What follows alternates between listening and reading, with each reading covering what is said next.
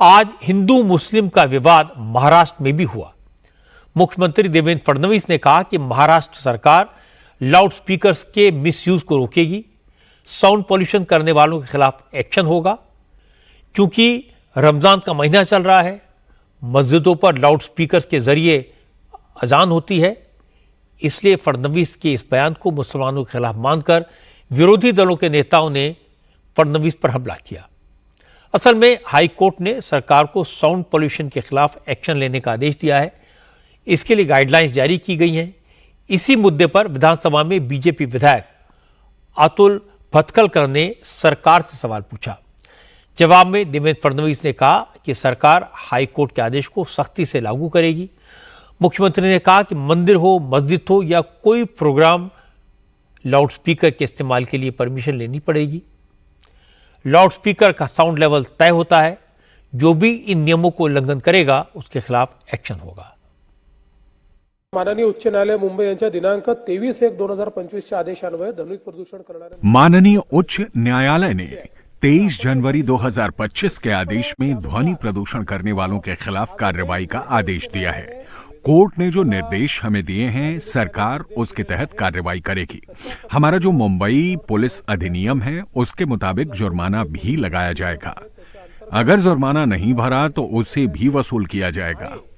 मैं ये भी बताना चाहता हूं कि हम ये देखेंगे कि लाउडस्पीकर के लिए परमिशन ली गई है या नहीं। अगर परमिशन लेने के बाद नियमों का उल्लंघन हो रहा है तो परमिशन रद्द की जाएगी और फिर उन्हें दोबारा लाउडस्पीकर नहीं लगाने दिया जाएगा। इस आदेश को हम अमल में लाएंगे। इसके लिए इलाके के पुलिस इंस्पेक्टर को जिम्मेदारी दी जाएगी। देवेंद्र फडणवीस ने यह नहीं कहा कि मस्जिदों पर लगे लाउडस्पीकर उतारे जाएंगे, लेकिन विपक्ष ने फडणवीस के बयान को मुसलमानों के खिलाफ बताया। आदित्य ठाकरे ने कहा कि केंद्र और राज्य सरकार दोनों में बीजेपी की सरकार है। अगर कोई नियम लागू करना है तो उसे करें। अगर नियम लागू नहीं हो रहे तो यह सरकार का फेलियर है। आदित्य ठाकरे ने कहा कि यह सरकार सिर्फ नफरत फैलाना जानती है, लोगों को लड़ाना चाहती है, इसीलिए इस तरह के मुद्दे उठाए जा रहे हैं। पिछले 10 साल से 11 साल से केंद्र में सरकार भाजपा की है, यहाँ भी सरकार भाजपा की है। सवाल भाजपा के ही लोग उठाते हैं, जवाब भाजपा के ही नेता देते हैं। तो ये क्या सेटिंग में चल रहा है? बांग्लादेशों पे सवाल कौन उठाता है? भाजपा के ही लोग उठाते हैं, लेकिन उसी बांग्लादेश की टीम को यहाँ बुला के खेलते हैं। पाकिस्तान का केक कौन खाने जाता है? नवाज शरीफ का केक कौन खाने जाता है? भाजपा के ही नेता जाते हैं, फिर भी उन्हें पे वो बोलते हैं। आप ही का प्रशासन है, आप ही का शासन है, आप ही की सरकार है, कार्रवाई करके दिखाइए। और जो भी कानून से कार्रवाई करनी जरूरी है कीजिए ना। कौन किसने रोका है 11 साल में? लेकिन आपको सिर्फ दंगे निर्माण करने। मेरा तो यही कहना है कि अभी तक अगर आपने कार्रवाई न की हो और आप ही के अगर कार्यकर्ता बोल रहे हो कि आपने किया नहीं है, तो ये किसी और का नहीं, भाजपा के नेताओं का फेलियर है। आदित्य ठाकरे को जवाब दिया महाराष्ट्र सरकार में मंत्री शिवेंद्र राजे भोसले ने। उन्होंने कहा कि विपक्ष को हर मुद्दे पर राजनीति करने की जरूरत नहीं है। फडणवीस ने सिर्फ लाउडस्पीकर्स के खिलाफ कार्रवाई करने की बात कही है। साउंड पॉल्यूशन से हिंदू भी परेशान होते हैं और मुसलमान भी, इसलिए हर चीज को राजनीतिक चश्मे से देखना गलत होगा। उन्होंने सब धार्मिक स्थलों का कहा है। उन्होंने मुस्लिम धार्मिक स्थल या मस्जिद ऐसा नहीं कहा। सब जो धार्मिक स्थल जहाँ पे माइक का और स्पीकर का यूज होता है, उनको सुप्रीम कोर्ट ने भी जो आदेश दिए वो सबके लिए दिए। नॉइस पोल्यूशन के मैं सबको वो प्रॉब्लम होता है और वो जो है सबका एक ये कोई किसी एक दूसरे एक क्या बोलते हैं जाति के लिए, धर्म के लिए नहीं है। और वही करने सीएम साहब ने भी वही बोला।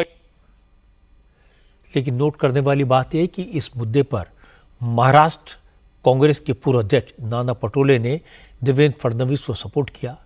नाना पटोले ने कहा कि फडणवीस ने सदन में जो कुछ बोला उसमें कहीं यह बात नहीं है कि कार्रवाई सिर्फ मस्जिदों पर होगी, लेकिन उनकी पार्टी के नेता अपनी तरफ से इस बात को इस तरह से पेश कर रहे हैं, लोगों के बीच झगड़ा लगाने की कोशिश कर रहे हैं। यह गलत है। तो मुख्यमंत्री का जवाब मैं सुन रहा था। मुख्यमंत्री ने कहा कि जो भी बड़े आवाज में स्पीकर चलते हैं, ऐसे स्पीकरों के ऊपर कार्रवाई करना चाहिए। आखिरी माननीय सुप्रीम कोर्ट का भी इसमें निर्देश है और सुप्रीम कोर्ट ने यह कहा कि कोई एक धर्म के बारे में नहीं कहा है, उन्हें सभी को हिदायत दी है। तो मुझे लगता है कि इसको एक धर्म के साथ ना जोड़ा जाए। ये कोई भी है कि जो हमारे कानून है, हमारे नियम है, उसके आधार पर सबने इस तरह का स्पीकर का आवाज़ करना चाहिए। इसमें किसी का दो मत नहीं होने का कारण है। लेकिन जिस तरह से इसको एक तरफा लिया जा रहा है कि मुस्लिमों के ही मस्जिदों के स्पीकर बंद किए जाएंगे, ऐसा नहीं है। ये किसी के नहीं है, ये सत्ता के लोग हैं और सत्ता के लिए कुछ भी कर सकते हैं। हिंदू मुसलमानों का आपस में खून भी बहा सकते हैं। ऐसे लोग सत्ता में बैठे हैं और उसी का परिणाम है कि महाराष्ट्र में आज लोगों में आपस में तनाव है। ये बात सही है कि देवेंद्र फडणवीस ने सिर्फ कोर्ट के आदेश का पालन करने की बात कही, सिर्फ मस्जिदों से लाउडस्पीकर हटाने की बात नहीं की थी। लेकिन उद्धव ठाकरे की सरकार के वक्त लाउडस्पीकर का मुद्दा बड़ा इशू बन गया था। इसलिए महाविकास आघाड़ी के नेताओं ने आज इस मुद्दे पर फडणवीस को घेरने की कोशिश की।